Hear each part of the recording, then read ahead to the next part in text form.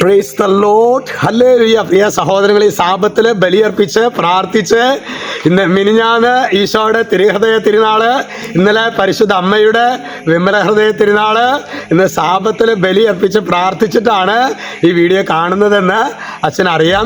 ഇന്ന് നമ്മൾ ഈ വീഡിയോ എടുക്കുന്നത് ഇത് വട്ടായി അടുത്തുള്ള ഒരു മലങ്കര ദേവാലയത്തിലാണ്.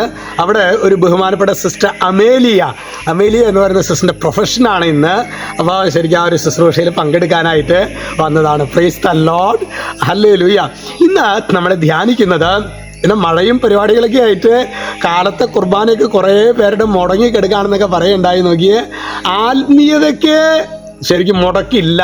ആ ഒരു കാര്യം നമ്മൾ പ്രത്യേകം ശ്രദ്ധിച്ചേക്കണം. ഇന്ന് നമ്മൾ ധ്യാനിക്കുന്നത് ജ്ഞാനത്തിൻ്റെ പുസ്തകം 7:15. അവിടെ വചനം വെളിപ്പെടുന്നത് എങ്ങനെയാണ്: വിവേകത്തോടെ സംസാരിക്കാനും ദൈവദാനങ്ങൾ കൊത്തവിധം ചിന്തിക്കാനും ദൈവം എന്നെ അനുഗ്രഹിക്കട്ടെ. എന്തിനൊക്കെയാണ്? വിവേകത്തോടെ സംസാരിക്കാൻ.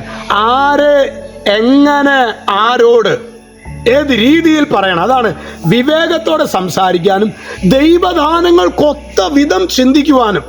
ചിന്ത പല രീതിയിലാണെന്ന് അറിയാം, എന്നാൽ ദൈവം ആഗ്രഹിക്കുന്ന വിധത്തിൽ കാര്യങ്ങൾ ചിന്തിക്കുവാൻ അതിനായിട്ടുള്ള കൃപ ദൈവമേ എന്നെ ആ ഒരു കൃപ നൽകി അനുഗ്രഹിക്കണമേ എന്നാണ് ജ്ഞാനത്തിലെ ഒരു ദൈവ ഭയത്തിൽ പ്രാർത്ഥിക്കുന്നത്. പ്രിയ സഹോദരങ്ങളെ, ഈ ഒരു വചനത്തിൻ്റെ അഭിഷേകം നമ്മുടെയൊക്കെ കുടുംബങ്ങളിൽ, നമ്മുടെ സമൂഹങ്ങളിൽ പ്രശ്നങ്ങളുടെ കാരണം എന്താ വെച്ചാൽ എൻ്റെ വായേലും നാവ് ചൊവ്വല്ല എന്നുള്ളതല്ലേ. എന്തേലും പ്രശ്നങ്ങളാണ് പ്രിയ സഹോദരങ്ങൾ നമ്മുടെ വായേലും നാവ് അല്ലെങ്കിൽ സോഷ്യൽ മീഡിയ ഒക്കെ വഴി നമ്മൾ ഉണ്ടാക്കുന്നത്.